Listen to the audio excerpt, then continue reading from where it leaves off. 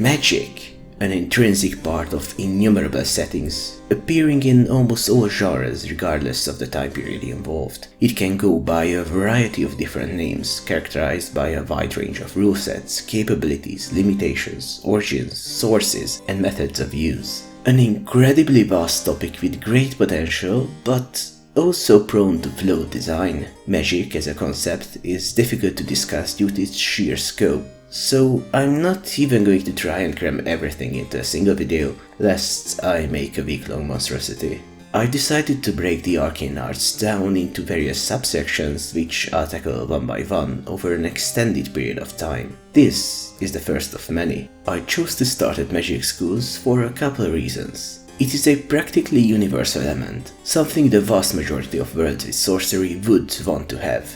It is a natural and important limitation that can be used to great effect. Wizardry, by its nature, allows a way to manipulate mind and matter that exceeds our capabilities here on Earth. A powerful tool regardless of what it is precisely capable of. A tool everyone would benefit from and wish to use, either to curb the extreme level of power this would grant to any and all inhabitants of the setting, to make magic itself more special, to create a divide and explore conflicts born from it, or for any number of reasons. Introducing limitations to its access can be a good idea. Making its use difficult, or introducing a sort of special knowledge as a prerequisite, are intuitive ways to exert more control over this facet of world building. This in turn makes magic schools somewhat of a necessity, a place where people can learn to use this power, and a place that can be regulated by authorities as a consequence. Of course, this is just one potential reason to put such institutions into a setting. Some just like the idea of a place where wondrous incantations and cosmic secrets are learned, which is just as valid a reason as any. The motivation behind their inclusion is of little importance, as execution is the thing that matters. Something that is often sorely lacking. This is the other significant reason I chose this topic to begin with. The amount of magic schools that are poorly thought out and lack any real depth is truly staggering in media. Now for this video, I'm not going to focus too much on examples. I am not going to bring up utterly abysmal, nonsensical, inconsistent institutions with barely any consideration behind their various elements, ones that are truly despicable, for they played a huge role in the deterioration of the concept in popular culture, tanking the chances for a well-constructed alternative to reach a fraction of the same popularity. Examples that purely survive on the novelty of the concept of a magic school, in spite of doing nothing beyond normalizing bafflingly stupid choices for the whole genre. No, I will refrain from pointing fingers. So, let's explore sorcerer's education together, taking a look at the aspects that should be established for such an academic system, the potential problems, reasons, and consequences, beginning with one of the fundamentals, purpose. The element often overlooked by some. Dependent on what it is exactly the various tutors teach their pupils, the lessons themselves must have a goal, a certain point towards which the students are herded. Unless the institution exists solely to offer mastery over mystic powers in exchange for hefty tuition fees, there should be a profession or some sort of purpose the graduates are trained for. In order to gain funding from the government or other form of political leadership, or just the general populace in many cases, the school needs to offer an actual service. This service is the training itself, but just knowing magic is a vast oversimplification of what this could and should actually entail. Depending on the magic system, mastery over at least part of it opens the door to many potential roles for which the students could be prepared. Combat is one that is actually semi-common among existing settings with arcane tuition, and one that could serve as great justification. Training specialist soldiers to use powers and techniques other troops could not can be reason enough for any group, country, or empire to establish academies. Naturally, these institutions would be far stricter and more militaristic, omitting the often whimsical disposition of wizard schools. Still, if these soldiers provide offensive, defensive, or logistical advantages, I'd say their training is an inevitability and would likely need a dedicated organization. It is important to note, though, that destruction isn't the only sorcerer's ability that may be useful for professional soldiers. Improving equipment, providing healing, making construction and repairs easier, perhaps speeding up travel. These are all benefits magic may provide. Non-battlefield related roles may also be assumed by those with arcane talent. These include but are not limited to espionage, development of new military technologies, sabotage, or even law enforcement. That's a whole lot of potential. Savvy world builders could even work out which techniques are similar, which are rather hard to learn, and which are just too good to pass up, creating different training regimes for different situations, ranging from rapid recruitment to specialist battalions. There's also the question of how much a warrior may need to know about the nature of magic, how in-depth the doctrines taught should be, and if these institutions have any place for academic ambitions. When not training soldiers, magic schools could also provide a boost of rather valuable workforce, people capable of far more than simpler men. Whether it is the plain levitation of heavy objects, heating forges with a higher efficiency, scrying information inaccessible to others, or perhaps a spectacular display of theatrics, magic schools are well fit to get pupils ready for innumerable professions. It is rather difficult to think of a job where sorcery would not open up new possibilities. As such, the existence of these institutions would be in the best interest of political powers, as well as the people attending the courses. However, this idea requires a bit more work. It is naive to think that such a school would have a class for every potential skill anyone may ever use in any work environment. It is more likely that courses would provide the techniques necessary for a given profession, with very little, if any, additional knowledge imparted. Also, while it would be ideal to purpose train people for their jobs, depending on the number of available students and the constantly shifting demands, in many cases that would not be feasible. General groups based on necessary skills are the most likely outcome. Establishing a school that trains an arcane workforce might very well need the world builder to first determine what spells could exist that aid in various tasks, how they should be organized, and create a syllabus based on that, essentially establishing a class system which could, for instance, separate those that are to work in construction or tend to the fields. It is also important to consider the fact that these laborers would incur a more significant training cost and likely demand a higher wage than their everyday counterparts. It would practically create a limited number of elites with heavy interest on the speed of training and the difficult question whether they are worth it in the first place. Being able to hammer in a nail with the force of a nuclear detonation might be very impressive, but some schmuck with a hammer may be a more cost-effective option to do that.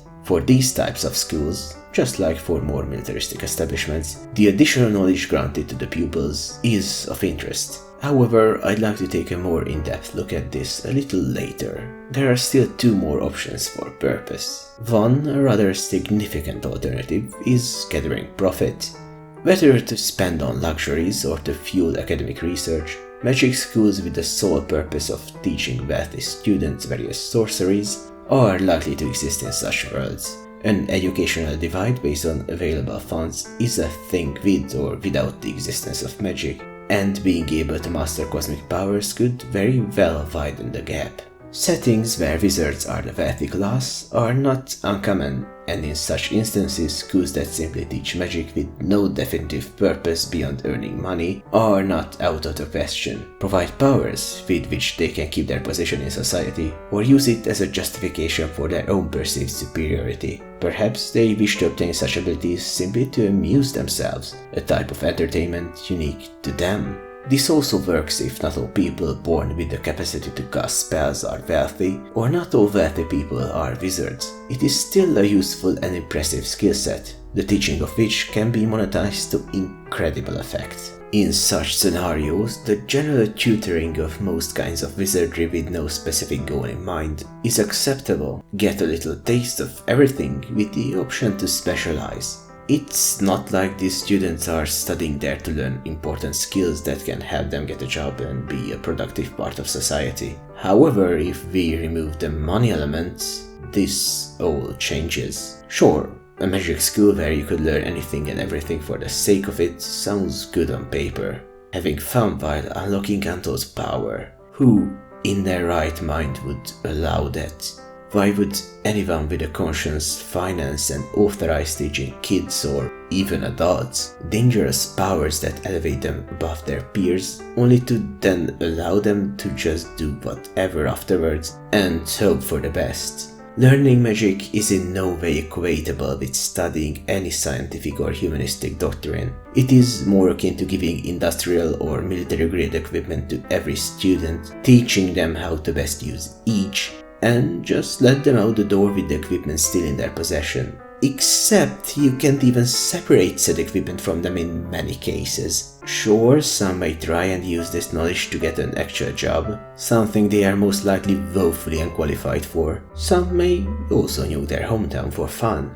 This is an extreme example, of course, but those can get the point across, which is that magic is not a profession, it is a tool. Just learning magic for its own sake works in a very few scenarios only. I've already mentioned monetary incentives, but some may study these supernatural arts to be able to teach the next generation, or perhaps engage in research, unlocking new ways to use such powers. However, these cannot be the sole reasons to train mages, a self-feeding loop of pointlessness, teaching future teachers and scholars who find new knowledge these teachers can teach, ultimately just for the sake of learning without any practical application. This is one of my primary gripes with the majority of magic schools I've seen in popular media. They are not training people for a purpose most of the time. They are just training them for fun. Why not learn to divine the future and deconstruct material to its atoms in one fell swoop?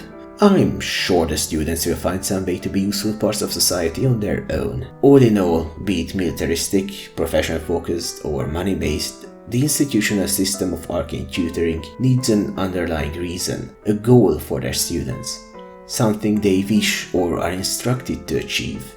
There are fundamental differences between mundane subjects and essentially learning superpowers. There is no general knowledge everyone should have access to in the case of the latter. Well, not in the same sense. In the case of some settings and magic systems, the safe use of arcane powers may be something necessary to teach to all to-be mages. This is not exactly learning sorcery for its own sake, but the two could easily be lumped together. Naturally, if just access alone poses a danger, extermination and education are effectively the only options. However, this is just a baseline, and imparting no more knowledge would in most cases be a huge missed opportunity for these institutions and those that fund them, all that potential wasted if no further actions are taken. And by further action, I mean tutoring with a purpose, not just general fun times that lead nowhere besides setting the stage for a whole lot of misery. Speaking of the potential for a whole lot of misery, I should transition to taking a look at what it actually means to learn magic, what are the inherent dangers, and why in most cases it would require strict regulation. There are the obvious spells present in many settings that are meant to damage or kill, like balls of fire, bolts of lightning, perhaps the conjuration of demons. Naturally, this should not be taught carelessly to anyone. There is a trope of all magicians having access to deadly powers, most likely originating from the earliest days of fantasy, where sorcery was most often a combat skill. Role-playing games probably played a significant part in cementing the idea that spellcasters are just taught ways to murder masses by default. An idea that could cause massive world-building problems. If we take a realistic approach, who gets to learn powers that were designed to end people's lives is an extremely important question. Definitely not something you'd want to incorporate into general education, especially when tutoring children. A responsible institution would restrict these spells to pupils who have a reason to learn it and do everything in their power to ensure that said pupils are not homicidal maniacs. Why even teach such spells at all, some of you may ask? Well, there are a couple possible reasons that make it a good idea, or even a necessity. Naturally, soldiers would benefit tremendously from the more dangerous techniques, and due to the strict training, they can, in most cases, be trusted with the knowledge. There are other professions that may require spells that could technically be used as weapons. Say, igniting some flames is useful for cooks or smiths, even performers, but is still a dangerous power to wield. The thing is, this applies to a lot more spells than one would think. Simple telekinesis can be extremely dangerous. Launching bricks, broken glass, burning oil, or a massive boulder towards a powerless opponent is no child's play. Then there are the morally dubious tricks like reading or controlling minds. Even scrying someone's past or potential future can yield sensitive information. And this is without mentioning the truly reality-bending shit like messing around with time. As I've said, magic in most settings is extremely dangerous, and just teaching any passers-by the ability to shapeshift into your doppelganger is screaming for bad actors to take advantage. Applicants to such a school would need to be thoroughly screened, tested, and trained to be responsible human beings, ensuring they won't go on a rampage. However, in some settings, their access to arcane powers could also be restricted, making them only cast spells when authorized. This allows for more leeway as to who could be taught what, but the previous advice should not be fully disregarded. Who in their right mind would train a quarter of their students knowing they are evil and want to do fucked up shit, while also treating them as pariahs just to firmly push them down the road to hell? You'd have to suffer from extensive brain damage to be this moronic. Anyway, as I've said, even if there is a failsafe in place, it is important to refuse teaching those who would abuse the power they are given, perhaps even take their ability to tap into arcane forces for good. Which brings us to another potential route we can take when world-building magic schools. Depending on the magic system, on how powerful it is, or what the societal connotations are, suppressing and silencing magical abilities in a dedicated institution may be a good idea. A hybrid goal of reducing the potential of pupils, but teaching them how to productively use it, can also work.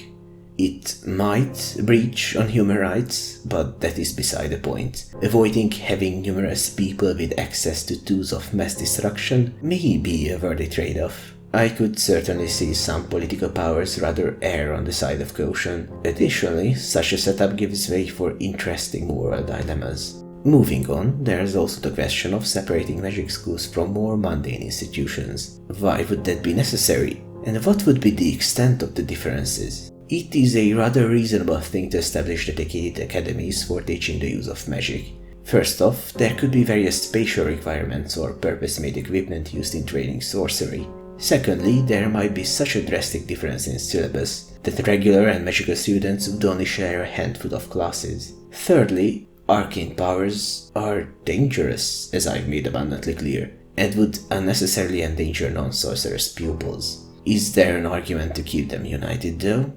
Well, there is, depending on the setting and the school system itself. If the wizards-to-bees would have to learn the same general subjects to get a base level of education, it may be enough to have some separate classes. Perhaps only split them later on, as the students begin focusing on subjects more important for their future. It would certainly lessen the social divide. As you can see, both options are easily justified, but are rather dependent on the setting in question. The combination of systems, natural laws and societies generally outline which of the two is more fitting, but this aspect is rather flexible. Also, mentioning it did allow me to transition to another linked element, something of a similar caliber: general knowledge. Culture and time period have the greatest effect on this variable, but it is important to keep in mind that just learning magic does not mean the students obtain the necessary information to be able to function in society. Additionally, there are classes that would be prerequisites even for the arcane arts, like reading and writing.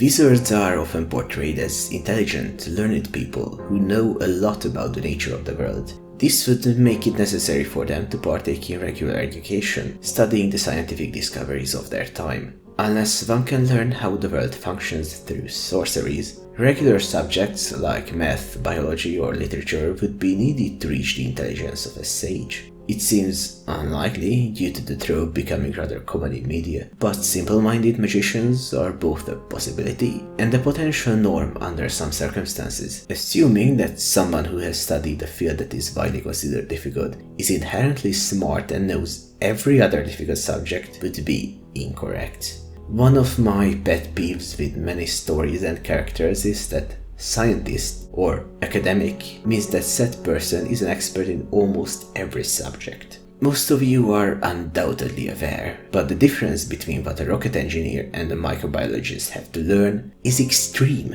Many of the scientific doctrines require years or decades of dedication to truly master, and are completely unrelated to others with barely any shared information. I get really annoyed when someone is an expert in chemical engineering, paleobotany and astrophysics because they are the designated smart guy. Therefore, mastering magic would not automatically make one a linguist or zoologist. As a result, integrating at least some generic subjects into arcane education is a must in most cases, and a more thorough learning regime would be a requirement for the sages of legend. It can be decided as to which would be the choice of various institutions according to the circumstances, the world itself likely offering a whole spectrum of various systems. However, this also begs the question why sorcerers would be categorically weak fighters. If the magic school specifically trains these people for war, working out would without a doubt be an important part of it. Teach them to use a sword or assemble a rifle. There is no reason for someone with powerful magical abilities to be a glass cannon. When it comes to a fictional reality, there is usually no gameplay balance to keep, and therefore intentionally handicapping your elites is ill-advised. That is not to say there cannot be sufficient justification for the lack of muscle mass or martial skill, but it is something to keep in mind. We are nearing the end of our thought experiment involving magic schools, but there is one more somewhat common aspect I'd like to address. Magic schools, and magic in general, being secret. You need an extremely tight, waterproof reasoning to make such a significant aspect of the world being kept hidden from the vast majority of people seem believable. Realistically, if the arcane forces are simply part of nature and have been there from the very start, there needs to be some extreme event that prompts such a separation, with explanations as to why those deemed unfit to know the truth will not remember it going forward. There also needs to be some unfeasibly tight grip on information flow with agents capable of keeping anyone silent that has caught as much as a glimpse, since mounting evidence is not something that should be allowed to collect. It all becomes exponentially more difficult if for some reason arbitrarily selected animals should also be kept a secret, let alone if sapient species as a whole agree to being hidden from the majority of the world, confined to a few places with extreme oppression to keep up a potentially pointless facade with no rhyme or reason. Extend this to the whole planet and you've just shot your setting in the foot with an antimatter projectile, or to achieve the thinly veiled goal of "What if this true in the real world?" A simple ploy to make kids more invested, hoping they one day get admitted to this dysfunctional, self-contradictory mess of an institution. Whoops, I guess I did it again. It's like that woman was allergic to considering the implications of the various bits she haphazardly threw in the cardboard box bearing the half-build of label with the word Worldbuilding on it. But I digress. Keeping a fundamental part of nature hidden is a very hard thing to justify. First off, you need whys. Why is this necessary? Why is it still kept up to this day? Why is this the best solution to the problem, or at least the one that was chosen? Secondly, there has to be a series of damn strong hows. How is it enforced so effectively? How does everyone in on the secret manage to seamlessly work together? How does the rest of the world not discover it on its own? Essentially, the more significant the thing you are trying to hide is, the more difficult it is to properly world build it. Exponentially so. One school? Sure. Force of nature permeating the entire planet or universe? Good luck, I guess. There comes a point where implausibility or contrivance are the only ways to keep said facade up, at which point I'm not convinced it is worth it.